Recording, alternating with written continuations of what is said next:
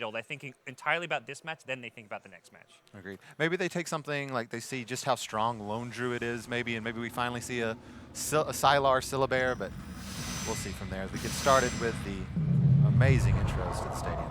Guys, it might not. I mean, it looks cool on stream. Don't get me wrong. But if you're actually in an arena and you're sitting right there, It's that visceral, like chest pumping sound. yeah, you It's got great. goosebumps. You get your Assuming heart you're in not your prone throat. to epileptic fits. Yes. That's. Not prone to migraines, not prone to epilepsy, but Oh, I love this bit. Who actually wins here, Wind Range or Ancient Apparition? You don't really know, right? Because that Drow vs Bristleback thing in the adverts, it's kind of like, surprise, Bristleback seems to win it then.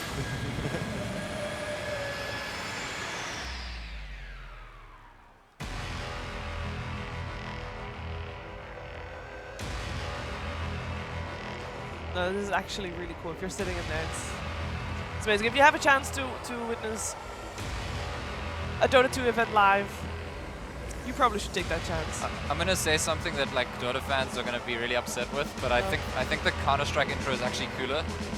I think I feel like it's easier to make a Counter-Strike intro. I like the Dota one because it integrates the two heroes into it and the spells crossing. I think that bit, Yeah. of all the intro, that's my favorite part. but the Counter-Strike one, like if you're in the audience, you feel like you're in a Counter-Strike game. You feel like you're inside a game. Because there's shots all over. The shell drop sound is Yeah. really sick. The shell drop stuff. And it's so quiet because everybody there is just sitting there holding their breath. You don't actually hear anything at all, apart from that shell dropping on the floor. Digital sports, digital trophy. There are also physical trophies, by the way. There's 2 of them. One for Dota, one for CSGO. We don't believe in physical trophies at the summit. We just give ribbons and checks. I don't even know why we do checks like this. Has Never a player bring 'em home. ever like taken it home? Have we ever gotten any like value out of having a check? You know, these things just look. Photographs? Photographs? You know, Здравствуйте, the checks Минская create more арена. problems than they solve. Like you've suddenly got to find a Sharpie. The last summer it was like, hey, we're going to Sharpie. We're going to get a Sharpie in a second. And we just look around. Brian's like stressing. I'm just like, we don't need to write a team's name on there. Like no one cares. It's just the check. But here we go. As you can imagine, by the way, Stefan, which is the Russian host, is talking about what we can see today, which games. This guy's like the Russian Suraction Slacks. He's actually like crazy, super high energy, and a bit clowny. And he has done so many things. He actually comes from a like physical sports background. Was doing things in football. Okay. To on the production side of things, actually, he only grew into the front role for esports, anyways, in the past year. For example, at DAC last year, he was Ina's producer. Oh, wow. Niska's producer for Starladder, for like actual on-site in Shanghai. But he's really good. He's really driven. EG and LGD in their booths, getting ready, and neither team looking particularly stressed out or worried. It's still early in the morning, and they've got their game faces on. Yeah. Silas got his tissues ready, so... Oh, yes. How much do you think these 2 teams, I mean, you know it's a best of 3. Do you feel like more relaxed going into your first game knowing that you have a game 2 coming up? There's some aspect of knowing you have a game you can lose, but it's really tough going down in game 1 of a best Game 1 of is 3. the game you have the most thought out game plan going into as far as draft and strategy goes. So I think you are most relaxed because it's like we're going to do, these are the key things we want to look out for. These are the heroes we want to pick up. If they pick this, we're going to counter it with this pick. Right. And then on top of that, you've even maybe planned out various smoke timings, various rotations already, like when do you want to gank the mid lane or do you not gank the mid lane? Do you focus on pressuring Universe in the off lane? So you've already planned out most of game 1. It's game 2 where if you lose game 2, you've got to go to your plan B, which is either something you've theory crafted less or it's something you kind of make up on the spot. Yeah, So. that's why I think LGD is probably the best game 1 team, because I think they're the team that most benefits from kind of having a firm script and a decision, whereas EG is at their best when they're adapting to teams and responding to teams. Now we know why they had their game faces on, guys. Yeah. They were like mid-draft. They were mid-draft. Well, surprised. We're surprised as you guys at home. Perhaps you guys actually knew this was happening. We did not. We've got EG versus LGD draft underway. And it was, okay, let's go back to the start. So LGD had first pick, EG had second pick, Radiant first pick, no surprises there. It's interesting that LGD fears Earth Spirit so much, because I think out of all Earth Spirit players so far this tournament, he's probably looked like the weakest. Fear? Yeah. Oh, I mean Earth Spirit. MMY. Oh, EG Bandit. Never mind. Okay, never so mind. they swap sides. Okay, it's EG Radiant. No. Okay. Yeah. Okay, so it was really the overlay- confusing. Yeah. The Okay, I got very overlays were confused there. backwards. Okay. It's EG on Radiant. Because first none of pick. those bans made sense. I was about to say, before. now this band It makes was way like, more yeah. sense. Why would EG ban Lone Druid and Void? Like, Yeah. those are the heroes they've been picking. No. I was just looking at the first bans and thinking the same thing. There so. we go. That's much better. EG, though, first picking Witch Doctor, which is perhaps a bit of a surprise. Maybe just trying not to give anything away, but that first pick slot is very crowded. Has terms Sven of- been winning in this tournament? He hasn't been picked. I saw Eternal Envy players and they The definitely teams lost. who've been We playing had it have a- had a lot of success. Like Navi, it was one of their most successful hosts for Ditras. Alliance won and with it too. Yeah, Alliance. Against Fnatic. It was banned. It's like it was mostly a second stage ban. Like every game, I think against Alliance, it was second stage ban, just because that's like the ideal hero to have loader on that can kind of create space, not need as much farm when Bulldog's playing Lone Druid. The game that I cast was Liquid versus Secret, and Secret went Sven there, and it was a very bad game for them. Was it Envy Sven? Yeah, it was an Envy Okay. Sven. But actually, to be honest, that game got decided, I think, a lot by that like ridiculous ward. Was that the at- game at that I was Rush. casting with you where he just kept using God Strength to farm neutrals? Yes, that was the one. Yeah. Which is kind of cool. We thought that was cool, Yeah, it but was a new way to play the hero.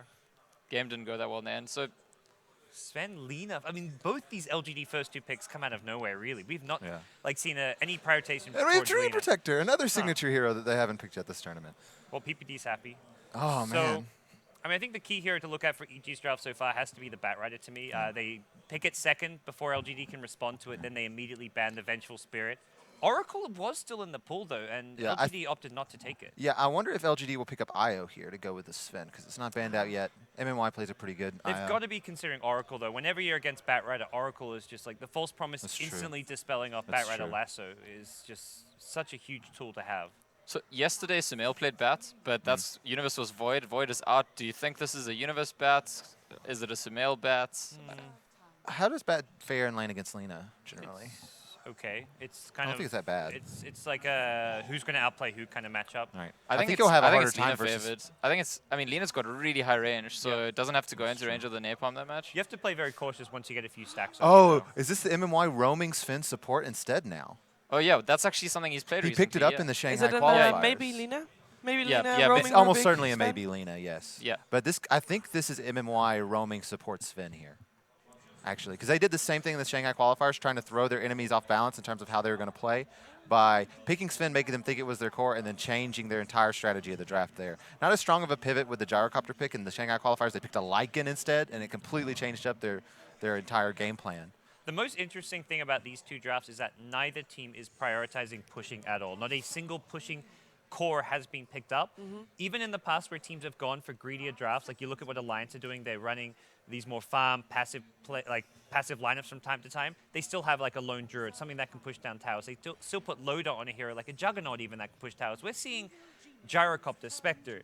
No heroes that actually take objective picked up by either team, which just goes completely against the meta of the tournament. Exactly. And what we said coming into to But, the but draft. these what are they two would teams do. who don't care about the That's- meta of yeah, the tournament. exactly. It's true. They play their own style and they're going to react to It's one more about the another. meta of the matchup Yeah. than the Yeah. tournament. I mean, EG, I want to say their most valued heroes of the tournament so far were actually Venge and Enigma, and they don't. I mean, they banned the Venge themselves here. They have. I don't think. Maybe they can still go for Enigma, but I feel like those are picks that are good in push and against push, and so you get them, and it doesn't matter which side of the push you end up on.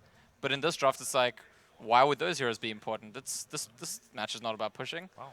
LGD, last ban, Night Stalker. If this is the MMY roaming Sven, I think this is a rough game for him, because I think if you go something that greedy, your early ganks have to be absolutely on point, unless otherwise you There's fall no off ban. really Oh, hard. there is. Never mind. Otherwise you fall off really hard, and Treant Protector, Spectre, Batrider are going to be relatively hard to gank a lineup I mean, like this. it's a support, so you don't mind if he falls off so much. You're just there for the Warcry spam as well as the reliable stun. So Fair enough. even if you're not successful in finding kills, the support can still theoretically work okay. Right. We'll see if with this last pick if it actually is that. If it wasn't a support Sven, like, what are the alternatives? It has to be support Running- Lina, Support and then Lina. Gyro Are has they to go running mid. some weird dual lanes? Sven We- can we have offlane, seen like Gyro Universe mid has played earlier Sven earlier offlane in in the the past, so there's some other Yeah, possibilities. we've seen but- Majaras, but I really don't think LGD would be a team that does. it. ROTK has been playing crazy stuff in the offlane, and he's been the one drafting, and he's been very confident in his picks. Okay, but I'm able to tie this is a good pick against the Spectre. Gives them a good team fight as well. And also not a hero that can just get lassoed and focused down. I think that's the really key thing about the Tidehunter pick. He's going to be a front liner, and the Batrider can't just initiate and jump on him. It's also a good hero for ROTK. It's kind of like a good first game pick for him, because Road to KI, we know, can be one of the most feast or famine players in Dota. Let's give him something solid that'll just keep the game in a good tempo. It's his 5th most picked hero across all time. Yeah, he's good with in it. Dota 2. Let's put it that way. So this pretty much secures up the lanes, puts, I mean, it could be Gyro mid with Lina support, but I think almost certainly, maybe wants to be playing Lina. Like, he's the guy you're sending mid against Sumail or Atizi. You want him to be on the Lina. And it is a Sumail bats again. Looks like it. All right, last pick, Prophet, going to be the Universe hero of choice. And EG add a bit of push and just annoying kind of global presence with the Prophet with the Spectre in this draft. Guys, I want to hear from you guys. Who is going to take this first game? I like the EG draft most. I'm not so sure about the support Sven coming out. It's okay. You like EG. Yes, I like EG. We're going to give it over to the cast real soon. So what do you think? I liked EG until I saw the Tide, so I think draft-wise pretty even, but I think LGD, we talked about them being a good game one team. I'll go with LGD game one. Okay. I think LGD because Lina's going to have a great game. Okay, we're going to find out which of the two teams is going to take that first game. It is over to OD and Luminous for the first game. Indeed, thank you very much. We're getting ourselves ready to go into the first game of today, EG versus LGD. Of course, LGD straight here, top of the group, straight to the semis. EG yesterday had to go up against Vega, knocked them out 2-0. But Lumi, this is the harder matchup for EG, surely. Well, we'll talk about that later because we have Look at this. amazing kind Wow. I love the way they tell you how many people are left in the queue for the toilet here. Beautiful. Time to go, and we're in. EG, LGD.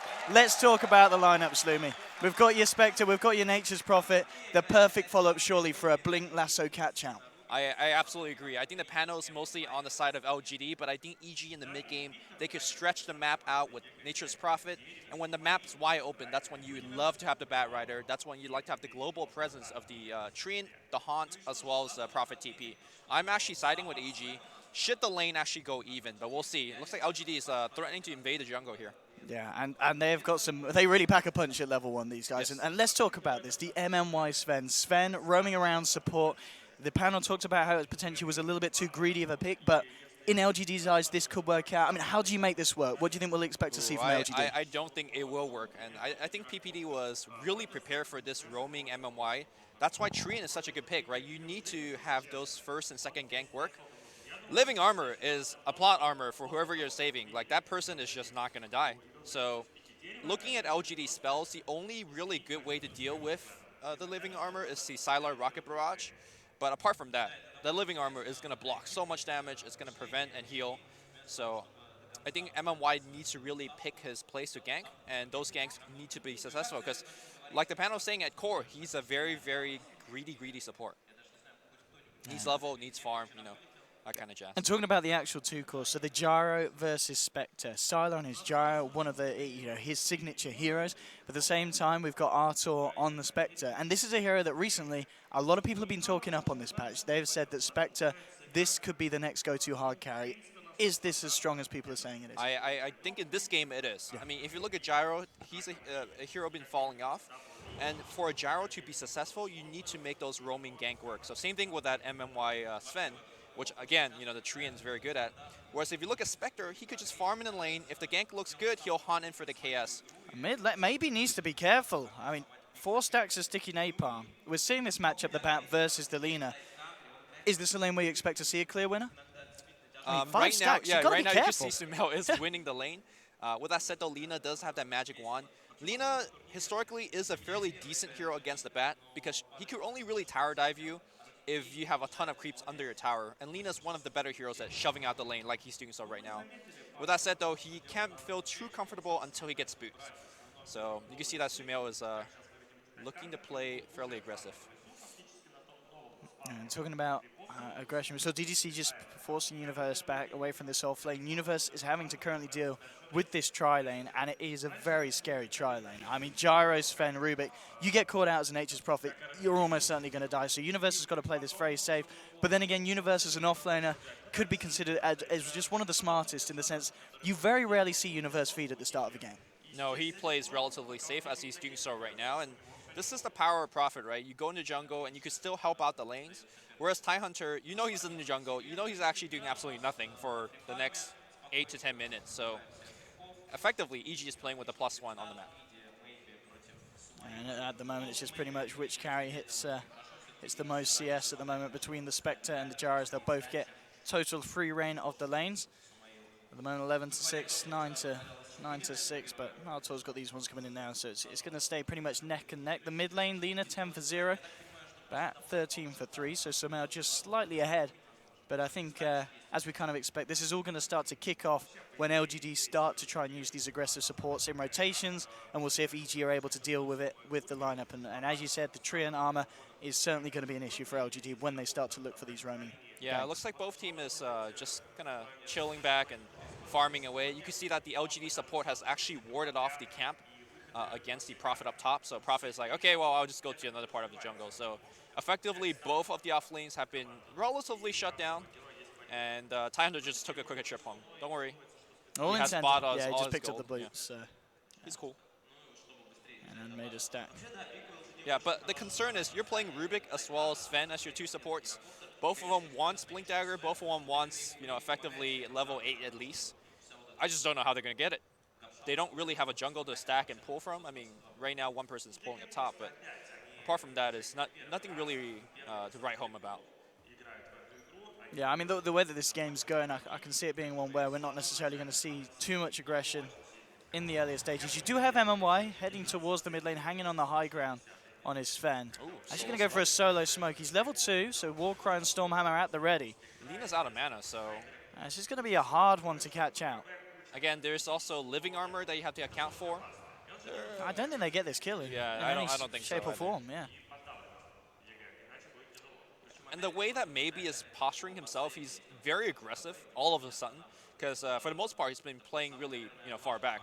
So I think Sumail is also going to be able to tell that something is coming. So effectively, again, MOY is just wasting his time. Haystream being picked up here by PPD, or at least securing save it for Sumail, yeah. And that can get extremely dangerous for Lina. Especially, the one thing that we didn't talk about is that living armor allows the Bat Rider to dive without any fear under the T1 tower mid. Oh, that's a big stack too. Universe maybe needing to be careful here. He's just come back up to the lane, but MMY's around. He's going to reveal himself, so Universe obviously will stay here, but MMY popping out into the lane, so the MP will stay safe. Yeah, I mean, this game so far looks like the beginning of a boxing match. Two players filling each other out. Pretty much. I gotta say, EG though is getting the early jabs in. The Bat Rider's farming well. The supports on the side of LGD is not getting too much. With that said, though, they will get this tower. Yeah, a lot of pressure on that T1 top. They're going to get this tower. They're going to get this a little bit of a cash bonus here for the side. And Sylar still 35 for 9, 33 for 12. So as expected, both carries pretty much not missing a CS. And again, we're going to see Sumail. He's on 1,300 gold at the moment. We can expect a very good timing on the blink. Definitely pre-10 minutes at this rate. Yeah, definitely. Yeah. Unless he just gets ganked and die twice. Bottom lane here, RTK. Yeah. A little The bit bounce trouble. is here. They could try and go for this, and they are. It's half health for the moment. Artur going to start to chase the anchor smash, though. It's going to obviously knock down the right clicks, and Artur realizes he can't dive for this one. But nonetheless, a lot of harassment there onto ROTK. Let's see if Sumail could actually use that haste ring. It's about to pop. Living Armor's on CD. It's a fairly low mana, so probably not, but he can, obviously bottle back up. I think Lina is well aware, and yeah, MMY is parked behind the Lina. They are aware that the Bat Rider haste is a guarantee for a split if without backup. Yeah, smart positioning from MMY, as you said. Just, yeah, it's going to hang around almost certainly till that rune is gone. And the build here from the Spectre, Hartz picking up the Urn of Shadows, and it was something that we don't always see Spectres do, but it's such a strong item on the hero because it allows you to obviously attend the fights with the Haunt and never have to necessarily worry about getting back to base. Yeah. If you're finding yourself involved in the kills, you have that self-sustain in the lane, so you can just continue to farm. In this tournament, it seems like, hold that thought. Oh. Sumail's in the jungle. He will find Yeah, RTK. RTK, here we go with a Firefly, a couple of stacks of Napalm. He'll chase this one down with a Flame Break bringing about. First blood there for Sumail. He's got the money for the blink. 5 gold off though. If he goes down, he's got to buy that blink dagger. He's got the money. He's got it. He's got to buy it though. No, he wants to kill him. He's going in on DDC. He's got 2 stacks of Napalm. One more right click will do the Flame Break. Sumail, can he chase this down? Oh, He's going to Lord. get it. Double kill. Triple. The Fairy Fire. But the Horn is there. Arteezy coming in to clean up the job. Will get the kill. Now they turn towards Maybe. They've found 3. They might be able to find a 4th. Sumail with the DD doing work. Pops the Flame Break out. Isn't going to catch anyone now. RTK gets the gush onto Sumail. They'll get the Light Strike. They're looking for revenge. Laguna, Living Armor won't be able to save him as the cooldown comes down as well. And Sylar will find the return kill. But, well, we said there'd be a slow start and then bam. 6 minutes in, it all kicks off. Sumail does go down, but he does so much damage to LGD. and he does get that Blink Dagger. I mean, Dr. House right now is putting on a clinic. 7-minute Blink Dagger. Yeah, and he's going to keep on going. We're going to see that Smoke of Deceit on Batrider. And keep in mind that he can make those dives because of Treant. It's funny to see that that's where it happened, though, like behind the tier 2, 6 minutes so in. deep. Yeah, so deep. And it worked out here for EG. So the map now will get opened up. And if you're LGD, you know, you have very under-level, under-farm supports. How do you deal with this aggression? Well, I guess LGD will have to tell us, because it's a really, really tough game for them to play now. Absolutely. I mean, one of the upsides for LGD, the fact that Silo was the one to get that kill onto the bat, so Gyro will be at the top of the net worth at this point of the game. 4.1k, still top of the CS. And that kind of aggression that's working out for at least a Gyrocopter in that engagement is really the only way for a successful Gyro to be played right now. I mean, you need to be teleporting in, you need to make sure those call down ganks are going your way. At least defensively, it worked out there for them. And now LGD is you know, farming some stacks. I was going to say, one thing to note, LGD's been very good with keeping these stacks up in the jungle. So we're certainly going to see, at least at this point of the game, the farm still be very, very even. If anything, LGD might be able to pull slightly ahead with these stacks that they're creating. DDC just been given a bit of a lane here to find his level 6. Yep. And so's PPD. He's the one there as well, picking up the XP for the side of EG. It's very, very close, even though it's the 3-1 kickoff, because of the amount of farming that LGD's been doing over their side of the map, keeping themselves pretty much neck and neck with EG. All right, Smoke has been purchased on the Batrider, although that's something that EG has to be careful about. They have to be aware of the positioning of the TIE Hunter. You could have your early blink all you want. If you blink into a Ravage, you're just essentially feeding. So ROTK, his positioning and his awareness of the maps and the ganks that are coming his way has to be, you know, on point. And you can see Arteezy now with the phase boots. He's very much ready to haunt him for a bit of action if it does kick off. And we'll see if it will, because LGD, 3 of them sticking as a group in their own jungle. They know that Batrider's got the blink. It has been revealed in the mid lane when he was farming, so they'll be very, very careful about being caught out now, and it is going to be hard for EG to find them. We saw them at the start, you know, Samael getting the kills, was lucky with the runes, you know, had the haste in them, followed up by DD. Yeah, LGD right now don't want to show at least Alina until she finishes her Yule Scepter. Then at least she has a way to defend herself against the bat that's jumping in. And suddenly if you look at LG's lineup, they got the Telekinesis lift from Rubik, they got the TIE Hunter, you know, counter-initiate with the Ravage, and obviously you got the Lina, and to a certain extent, you got the Sven as well. So they're fairly well prepared against the Batrider jump in, but that's only if Batrider's coming in with, by himself. If he's coming in with the whole team, then suddenly it's a different story. And it's been like 2 minutes now that DDC's been, free farming up top, right? Yeah, he's starting to get a bit of space there on the Rubik, so he can work towards that inevitable Blink Dagger. Smoke up from the side of LGD, making their way down bottom. You've got Fear and Samael in the neighborhood. MMI moving forward. Fear looking to be in trouble. The Gush slows there, followed up by the Storm Hammer. They get the Light Strike combination, and bam, Fear will be taken down. Smart move there from LGD to find a pick-off in a game where it's already proven to be very hard to find that kind of action so far. 10 minutes in, just 3 for 2. And that might look like, you know, an overcommitment for LGD. You just basically smoke gank a support. Essentially, they were able to get the kill without committing any big spells, and that's huge. You're still very well protected against the Batrider. Speaking of the Batrider, just defending the tower a bit. And they really want to knock down these T1 towers. So I say both teams are executing the game plans very well, and that Lina Yules is online, so she could also be suddenly a big threat by herself. And obviously from previous games, we know that maybe on his Lina, he can barrel out of control. And so far, he's been involved in both of the kills for the side of LGD. EG needs to be careful. You've got drums now done on Arteezy. This has been the popular build for Spectre, at least in this tournament, both Urn and drums. Normally that's kind of an overkill, but I feel like games have been really decided in the first 15 to 25 minutes. And having your Spectre be able to participate in the fight and just come in and drums your whole team is a pretty big deal in fights. And it's been working out for the Spectre players. And of course, we're seeing ROTK on his Tide Hunter. He's going to be going for the mech first. I mean, it seems like an age since I've seen a Tide Hunter rush a Blink Dagger. Is that just a thing of the past now? Is it more important to have the mech on that offlaner? Hold that thought, because here comes the fight. Oh, you'll set up, and Samael in a lot of trouble. There will be a Haunted, but he gets nuked down there by Lina with the Laguna Blade. Fear will throw out the cast. Spectral Dagger from Arteezy, EG. Are they going to eye this up, see if they can get themselves back in? Looks like they're just going to keep themselves out.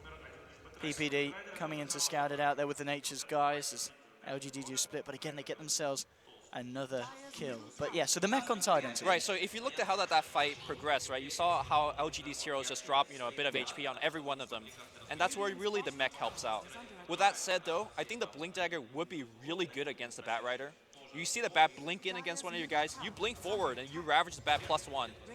And I think ROTK is looking to group up and push with this team. That's a brave man teleporting in. They might fight here. They do have an Overgrowth, and here we go, dropping the death for the Overgrowth to follow up. Sylar getting pummeled. There'll be a cooldown. The Ravage looking to cancel it, but it doesn't quite catch the Witch Doctor. They'll lose the Rubik, and now Arteezy, he's got a double damage. They're chasing down ROTK. They're going to get themselves the second kill. Sprout. Can they get more? The Sprout from Universe catching out Sylar. The jump forward for Samel. They've also caught maybe. That's the third one down, and they're going to look to take a fourth, maybe to fall as well. And EG with a perfect collaboration of skill there to catch out LGD.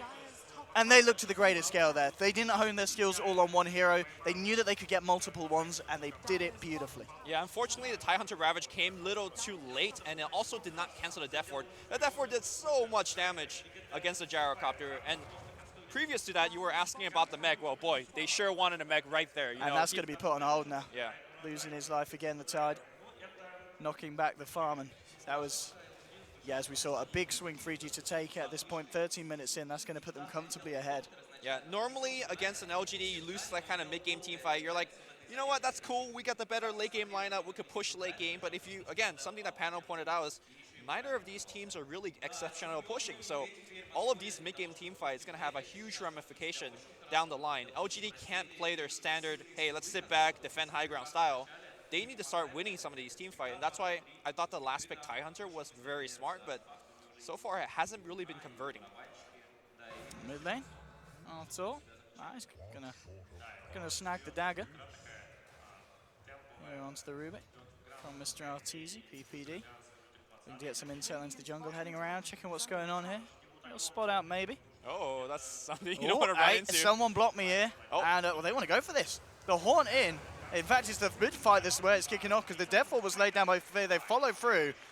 Universe thinking about seeping in to help try and capitalize on going for maybe, but the bottle charge is enough to keep the Lina safe and sound. But that Titan to pick off again, slowing down his farm. You'll see maybe get the light strike. They do have the vision here. They drop the Sentry and they drop PPD. EG now looking to get themselves back out. And that'll be just the 1-for-1 trade there. I would say that the most crucial player right now for LGD is actually the Tidehunter. And as strange it is to see how Tidehunter's been feeding so much, well, because he's normally very tanky, but he's been dying. And that mech is going to be delayed, the Blink Dagger down line is going to be delayed. And they need both of those items if they want to start winning these team fights. Sylar is trying his best to keep up in farm, but he's now starting to fall behind compared to Arteezy. It's still pretty close. There's only 100 gold in it, Lumi. That's true. Not giving too much hard time. And with this Ancient stack, this is actually going to put him ahead. It's harder for Sylar to use this goal as effectively as Spectre, because Spectre is in every fight, right? Yeah, that's true. Sylar it's has much to physically easier get there. for Arteezy to just join the fights. And also the item that Arteezy has bought has been much more effective for this stage of the game. And that's not to say that, eventually he's going to get his Diffusal or Radiance. Both of them will be great for this type of game. I mean, yeah. What is the build now after the phase jumps? I think do you think it's still the Radiance? You judge at how the game is going. Yeah. I think at the rate that this game is going, it's pretty good for EG. You could delay your next big item a bit. The Radiance is pretty nice. Well, that said, if you look at how the last team fight went for EG, they caught one, they chased for another, and then they chased for another, right? That's where the Diffusal is also very good. So I think it might come down to Arteezy's preference. I think both of the items are very good here. Okay, well, we can see LGD coming round into the Radiant Jungle. Samael is there on the mid. He's moving away from it, so they won't be able to catch him out. And as we can see, unfortunate dewarding attempt there from LGD. Not going to quite clip that Radiant Observer ward. I wonder if LGD's a little scared for this push, because last time they got burned hard. RTK's got his mech down. Okay. And this is something that we've been talking about each fight, how that could be what turns the tides from the Tidehunter. Even with that, they're scared in PPD. It's so annoying. That little bugger, just in the back line, constantly scouting out your whole team. Just in the woods. Sylar is going to head up here. He has got backup, but Arteezy straight out of lane. TP's down to bottom. Realizes with that ward here that LGD are making these movements. And it has been some really big warding here so far from EG. As they seem to, at the moment at least, be on top of when LG look for a bit of action. And it's so Yasha picked up here first by Arteezy after the phase drums. Very interesting. So the max movement speed. Yeah, SNY I guess might be the follow-up. Mantisao is very good on the hero as well. PPD is constantly scouting it out. Might be setting up a gank here for his teammates, but gonna be a somewhat of hard kill. He does know that Sylar has no backup at the moment. Also, this is the point I've been keep on bringing up over and over again, as we do see Sylar getting really pincered in. Sylar is in potentially a really awkward position, because you've got 3 heroes coming in. They do have the Haunt, and they're going to just jump straight in onto him. Sylar getting very greedy with where he was farming, and the AG, we know that they could go global, and they do straight away. The rest of LGD was smoked up, looking for some action. But I don't know if that was really the play that LGD needed to make there. As it does seem like an out-of-position play for Sylar, but they wanted to show Sylar up top and just disappear with 4. That could look like, you know, they're baiting Sylar. EG called their bluff. They were like, right, Sylar's on his own. Well, let's go. They didn't really call the bluff because the Trian was invis the whole time. They knew no one's behind him. So Trian is making a lot happen, despite really not looking like a lot is happening for him. And now LGD is trying to push the tier 1, and they'll eventually get it, I think, but it's going to take quite a while. In fact, the Trian is holding him up. Trian's behind him, and he does have the overgrowth, but I guess without the Haunt, I don't really want to look to fight straight away. Etherlen's now done on Lina. Universe has, he's picking up the blink fairly early here on the Nature's Prophet. Yeah, that's great for him. Again, the downside for not pushing that tier 1 mid is Living Armor is going to bring it back up. I feel like slowly this game is really getting more and more out of reach for LGD. Yeah, they've got to look for something big to really swing themselves back into it. The farm is still good for the gyro. We see Sylar, he is at the top of the board, working towards that S and Y. Etherlen's now on some L as well, so the catch potential from EG very big, especially with PPD, just as we've said, from this period positioning on the Treant, causing so many issues for LGD and allowing the lineup of EG just to work so well around it. It really does feel like the whole draft really centralizes around that PPD Treant kicking things off. Yeah.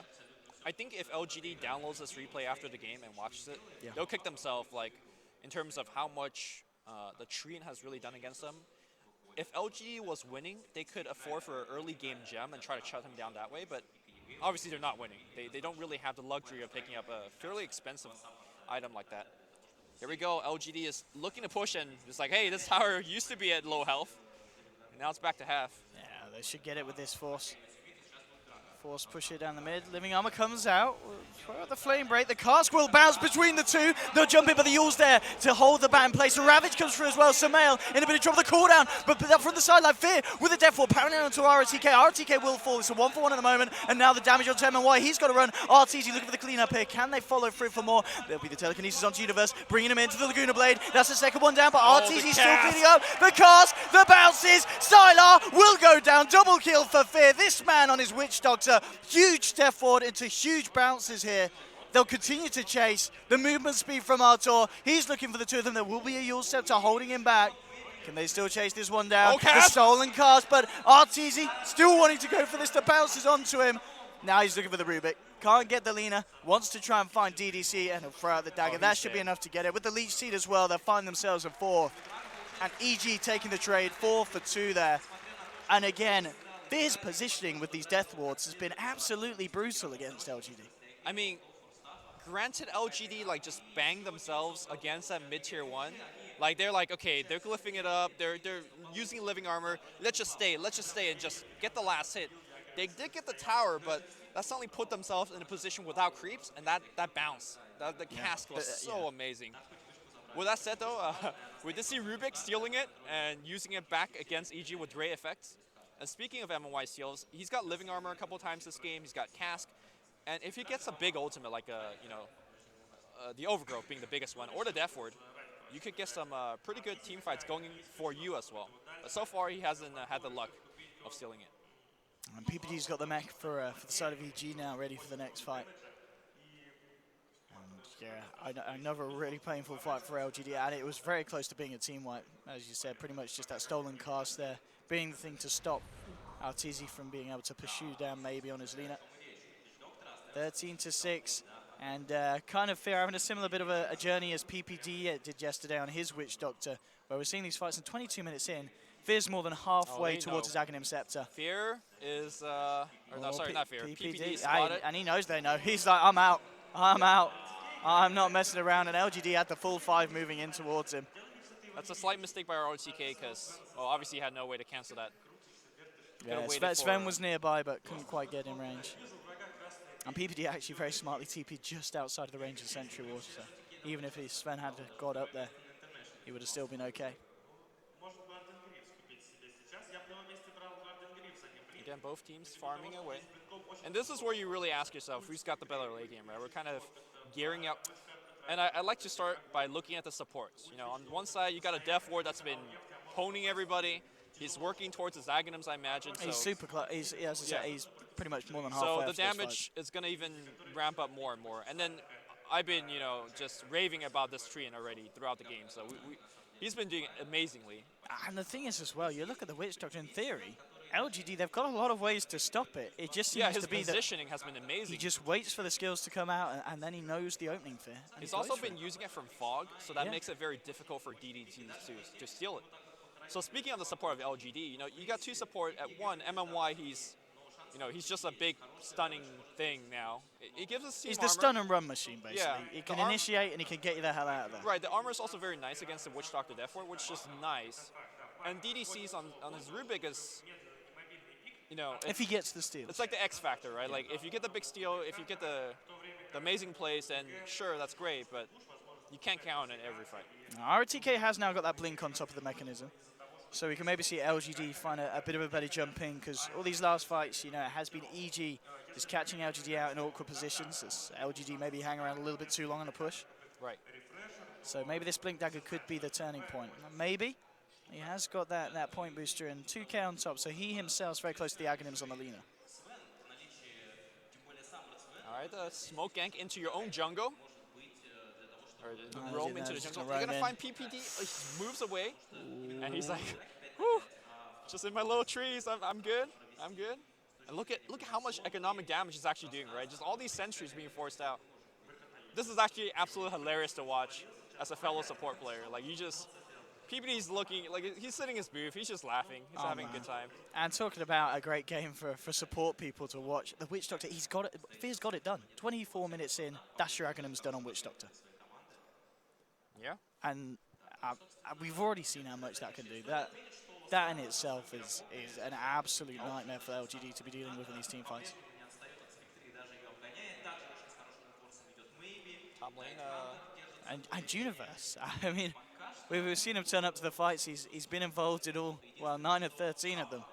And he himself, he's nearly got that axe. And when you've got that axe constantly pressuring out all the lanes, I mean, we're seeing at the moment LGD, they've got 3 down bottom there. They can't really go out on their own, so it's going to be very hard for them to deal with the pressure of 3 lanes at the same time. Yes.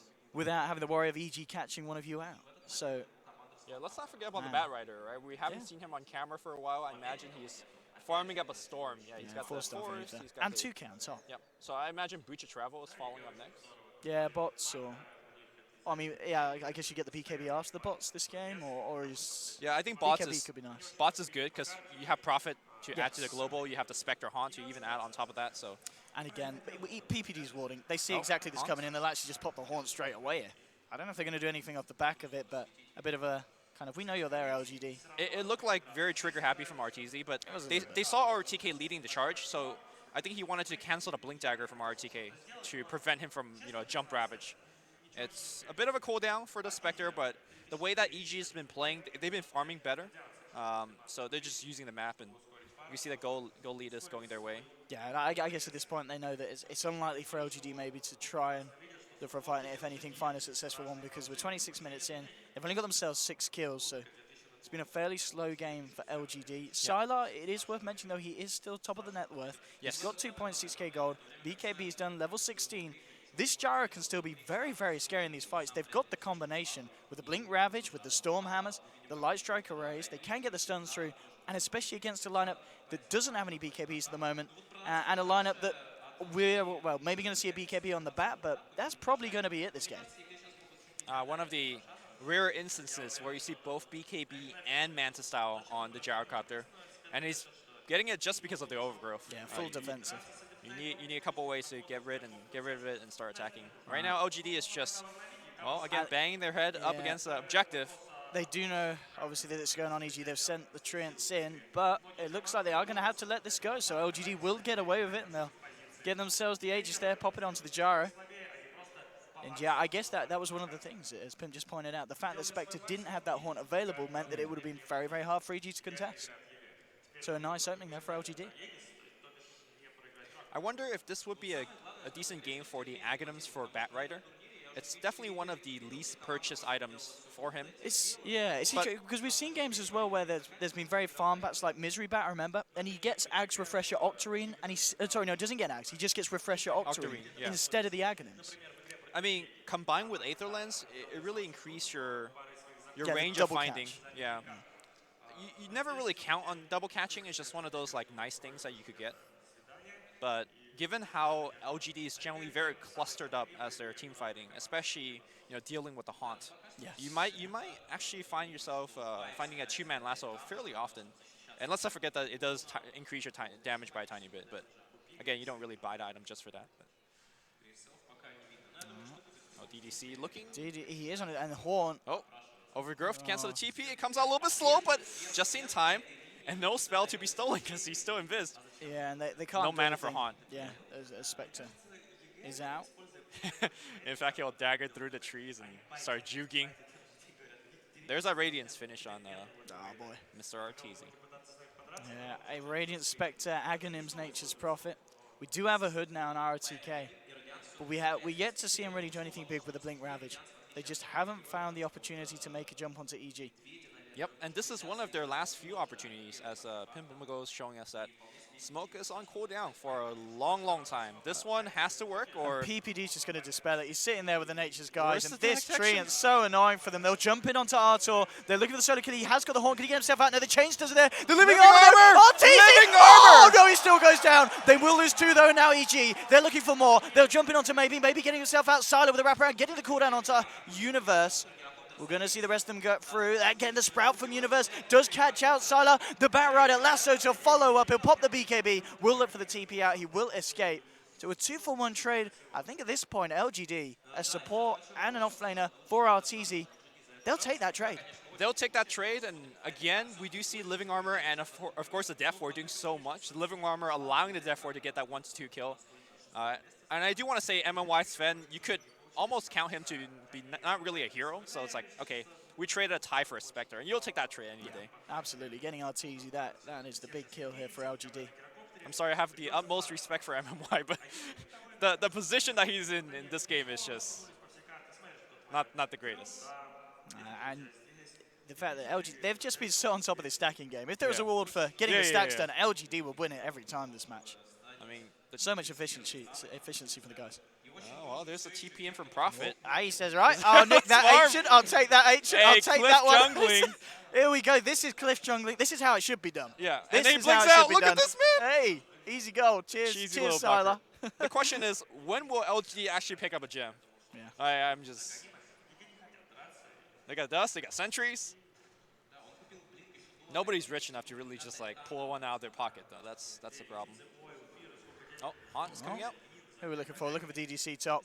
Universe coming in as well. They've got the Sprout maybe. Is there though to defend the Rubik, but yeah, these illusions just sitting there. They'll just take the kill. The illusion's too strong with that Radiance burn. And look at how low risk that was, right? You Haunt in, you pop a couple of Manta Illusion. Oh. Prophet pops in with the ult. Sylar's a little bit low here, and he is looking to fight. That'll be the Laguna straight up to Universe. Living Armor wouldn't be able to save him. Oh, no, it won't. They will get themselves the kill. Arteezy coming in. And oh, the cast, the Death Ward! It's the Aghanims Death Ward ripping through them. That's going to be the two of them down. They'll lose maybe. They'll lose the Aegis on Gyrocopter. MMY runs in, gets the Sun to fear. RTK and Sylar back up. Maybe they can try and turn this LGD. MMY is getting lead seated up. PPD coming around for the back. Arteezy looking to get back into Mail. Jumps forward. Lasso onto MMY. Could he get himself anything more here? They're still chasing down the side of LGD. Sylar and RT. Can get a K being forced back to base.